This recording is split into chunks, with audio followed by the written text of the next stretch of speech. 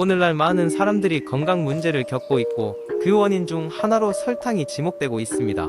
우리는 일상생활에서 마주치는 수많은 음식과 음료에 설탕이 포함되어 있다는 사실을 미처 깨닫지 못할 때가 많습니다. 편리함과 맛을 위해 간편식, 음료수, 스낵 내 포함된 당분을 섭취하면서 우리는 점점 더 설탕 의존도를 높여가고 있습니다. 20세기 초반, 설탕은 단순히 사치품에 불과했습니다. 그러나 음식 산업의 발전과 더불어 설탕은 점차 대중적인 음식 첨가물로 자리 잡게 되었습니다. 설탕의 감미로운 맛은 음식을 더욱 매력적으로 만들었고, 이는 곧 음식 제조업체들이 설탕을 사용하여 제품을 더 많이 판매하기 시작한 이유가 되었습니다. 하지만 이러한 편리함 뒤에는 건강에 악영향을 미칠 수 있는 위험이 도사리고 있었습니다.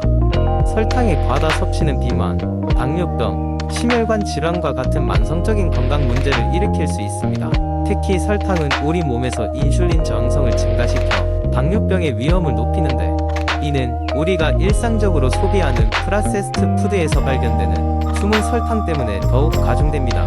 뿐만 아니라 설탕은 치아 건강에도 부정적인 영향을 미치며 특히 어린이의 경우 충치를 유발할 수 있습니다. 그렇다면 설탕의 섭취를 어떻게 줄일 수 있을까요? 우선 라벨을 읽는 습관을 기르는 것이 중요합니다. 많은 가공식품은 의외로 높은 양의 설탕을 함유하고 있으며 이를 확인하고 섭취를 조절하는 것이 필요합니다. 또한 설탕을 대체할 수 있는 천연감미료를 사용하는 것도 좋은 방법입니다. 꿀, 메이플 시럽 같은 대체품들은 덜 정제된 상태로 자연 그대로의 당분을 섭취할 수 있게 도와줍니다. 마지막으로 건강한 식습관을 기르고 운동을 꾸준히 하는 것이 설탕의 유혹에서 벗어나는 데 도움이 됩니다. 설탕은 우리 몸과 마음에 짧고 강렬한 즐거움을 주지만 그 대가는 결코 가볍지 않습니다. 우리가 사는 현대 사회에서는 설탕의 과다 소비를 피하는 것이 건강을 지키는 첫걸음이 될 수 있습니다. 설탕의 진실을 바로 알고 이를 실천할 때 우리는 보다 건강한 삶을 영위할 수 있을 것입니다. 두 번째 이야기, 요즘 인터넷에 접속하면 어딜 가나 다이어트 이야기가 넘쳐난다. 인터넷 게시판부터 소셜미디어까지 셀 수 없이 많은 사람들이 각자의 다이어트 방법을 공유하고 있다. 하지만 이런 정보의 홍수 속에서 정말 믿을 수 있는 방법을 찾기란 하늘의 별 따기만큼이나 어렵다. 이 이야기는 나의 절친인 영희가 겪었던 다이어트 실패와 그 위험 신호를 미리 알지 못했던 경험에 관한 것이다.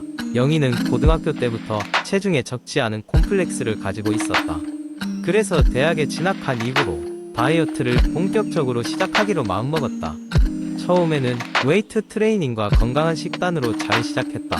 빠른 효과를 바라지 않았고 천천히 자신만의 페이스로 체중을 감량하고 있었다. 그러던 어느 날 소셜미디어에서 3일 안에 5kg 감량하기라는 제목의 게시글을 보게 되었다. 게시글에는 극단적인 식이 제한과 적은 수분 섭취를 통해 단기간에 체중을 빼는 방법이 상세하게 나와 있었다. 여기에 효과 100% 보장, 이 방법을 사용한 사람들의 성공 후기 등 솔깃한 문구들이 더해지면서 영희는 다이어트 방법에 점차 빠져들었다. 첫 번째 위험 신호는 식사량을 극단적으로 줄이라는 조언이었다.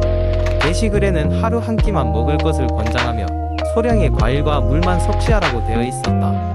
하지만 이는 영양 불균형을 초래하기 쉬운 방법이었다. 영희는 게시글의 지시대로 했고 며칠 만에 확연히 체력이 떨어지는 것을 느꼈다. 두통과 어지러움증이 자주 찾아오게 되었다. 두 번째 위험 신호는 탈수를 유도하는 과정이었다. 수분을 가능한 한 적게 마시고 또 다량의 이뇨제를 복용하라는 내용이 있었다. 이는 체중계 숫자를 줄이는 대만 급급한 건강을 전혀 고려하지 않은 조치였다. 덕분에 영희는 탈수 증상과 급격한 혈압 저하를 경험했고 이는 그야말로 무모한 도전이었다. 세 번째 위험 신호는 체중 감소를 위한 결과 보장이었다. 게시글에서는 누구든 이 방법을 따라하면 일정한 체중 감소가 보장된다고 언급하고 있었다. 그러나 사람마다 몸 상태와 신진대사가 다르기 때문에 일률적인 다이어트 방법으로 동일한 결과를 기대하는 것은 매우 위험한 생각이다. 영희는 결국 이 방법을 고수하다 건강을 크게 해쳤고 병원을 찾아야만 했다. 전문가는 그녀에게 올바르지 않은 다이어트 방법이 얼마나 위험한지 설명해 주었고 영양사와 상담하여 건강한 식단과 운동 계획을 다시 세웠다. 그제야 영희는 자신의 잘못을 깨닫고 다이어트 방법 선택에 있어 보다 신중해졌다.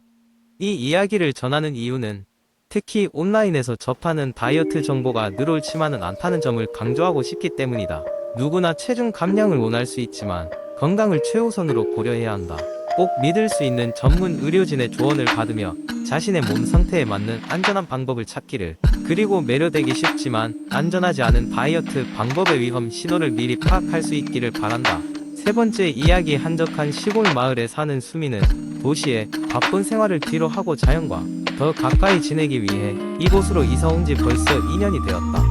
도시에서의 생활은 늘 긴장과 스트레스로 가득 차 있었고 건강은 점점 악화되어 가고 있었다. 이러다 큰일이 나겠다는 생각에 수미는 조용한 시골에서의 새로운 시작을 결심하게 되었다. 어느 날 수미는 마을 근처에 위치한 작은 요가와 명상센터의 전단지를 받게 되었다. 신체와 정신의 균형을 찾아드립니다라는 문구가 그의 시선을 사로잡았다. 수미는 늘 막연히 명상이 좋다는 이야기를 듣곤 했지만 제대로 경험해 본 적이 없었다. 결국 결심을 한 수미는 센터를 방문하기로 했다. 센터의 분위기는 도시에서 경험했던 화려한 피트니스 센터와는 상반되게 차분하고 따뜻했다. 첫 방문날 수미는 아침 햇살이 부드럽게 비치는 홀에서 요가 매트를 깔고 앉았다. 지도인 헤이는 모든 참가자에게 주의를 집중하게 하는 깊고 나직한 목소리로 수업을 시작했다. 처음에는 몸을 움직이는 것이 낯설었지만 시간이 지나면서 점차 몸과 마음이 숨소리에 따라 하나가 되는 듯한 기분이 들었다. 매번 수업이 끝날 때마다 말로는 설명할 수 없는 가벼움과 편안함이 수민을 감싸주곤 했다. 그것이 바로 몸과 마음의 균형이 이루어지는 순간이라는 것을 수민은 직감적으로 느꼈다. 명상 수업에서는 회의는 정신을 고요하게 하고 곧게 앉아 차분히 호흡을 이어가는 법을 가르쳤다.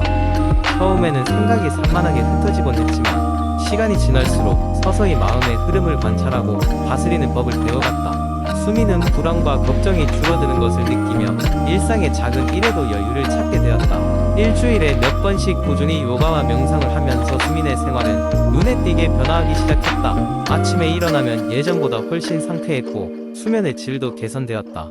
몸의 유연성 또한 증가하여 몸 여기저기 있던 작은 통증들도 점차 사라져갔다. 이렇게 되니 자연스레 더 긍정적인 마인드로 하루하루를 보내게 되었고 삶의 질이 한층 높아지는 것을 느꼈다. 무엇보다도 수민에게 가장 큰 변화는 정신적 안정감을 찾으면서부터 시작되었다. 세상의 소음과 스트레스는 과거보다 덜 두렵게 느껴졌고 자신만의 평온한 공간에서 마음을 달랠 줄 아는 능력을 얻게 되었다는 사실에 큰 기쁨을 느꼈다. 몸과 마음의 균형이 이루어졌을 때 비로소 진정한 건강과 행복을 찾을 수 있다는 것을 몸소 깨달은 수미는 요가와 명상을 더 많은 사람들에게 알리고 싶다는 소망을 품게 되었다. 그리하여 그는 마을 내 작은 모임을 통해 사람들이 함께 요가와 명상을 체험할 수 있는 자리를 마련하기 시작했다. 그곳에서 사람들은 신체적 유연성과 정신적 안정감을 찾고 서로의 경험을 공유하며 자연스럽게 교류를 하게 되었다. 그렇게 수민의 마을은 점점 더 활기차고 따뜻한 공동체로 변화해갔다. 수민은 요가와 명상을 통해 군더더기 없는 삶을 살게 되었고 그것이 자신뿐만 아니라 주변 모든 사람들에게도 얼마나 큰 행복을 줄 수 있는지를 매일 새롭게 경험하고 있었다.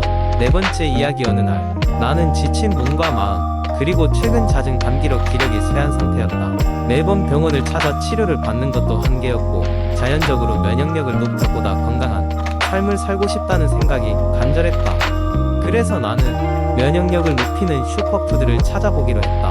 내 첫 번째 탐험지는 바로 인터넷이었다. 수많은 정보를 통해 알게 된 것이 있었으니 그 중에서도 특히 주목할 만한 슈퍼푸드들은 블루베리, 마늘, 시금치, 요거트, 녹차 등이었다. 블루베리는 그 작은 크기에 비해 엄청난 양의 항산화제를 포함하고 있어 면역력을 크게 증가시킬 수 있단다. 이를 볼 때 아침마다 블루베리를 더해 그릭 요거트 한 컵을 먹으면 좋겠다는 생각이 들었다. 다음으로 마늘, 이미 한국 요리에는 없어서는 안 될 재료인 마늘은 면역력 업그레이드에 필수적인 요소였다. 알리신이라는 강력한 항생 물질이 면역 체계를 강화한다고 한다. 그래서 나는 이왕이면 천연 마늘을 더 자주 사용하기로 마음먹었다. 매 끼니마다 마늘을 조금씩 첨가하기로 생각했다. 그리고는 시금치였다. 어렸을 적 뽀빠이가 떠오르는 이번 재료는 그저 힘을 주는 것 이상의 역할을 하고 있었다. 시금치는 비타민C와 항산화제가 풍부하며 염증을 줄이며 면역계를 강화하는 데 도움을 준다. 시금치 샐러드나 수프를 자주 해먹어야겠다고 생각했다. 그러다 문득 내 눈길을 사로잡은 것은 녹차였다. 차를 좋아하는 나는 녹차가 항산화제인 폴리페놀을 많이 가지고 있다는 사실에 흥미를 느꼈다. 한 잔의 녹차가 피로를 줄이고 스트레스를 완화하며 면역력을 증가시킬 수 있다니 더 자주 마셔야겠다. 마지막으로 요거트였다. 프로바이오틱스가 풍부한 요거트는 장 건강을 개선하며 면역 체계를 강화하는 데 도움을 준다고 하였다. 특히 장 건강은 전반적인 면역력에 큰 영향을 미친다고 하니 매일 아침마다 요거트를 먹는 습관을 길러야겠다고 다짐했다. 이렇게 슈퍼푸드 리스트를 작성한 뒤 나는 내 식단에 조금씩 변화를 주기 시작했다. 처음 며칠은 몸의 변화를 크게 느끼지 못했지만 일주일이 지나고 보니 몸이 조금씩 가벼워지는 감각이 들었다. 뿐만 아니라 감기도 덜 걸리고 면역력이 점차 강화되는 느낌이 들었다.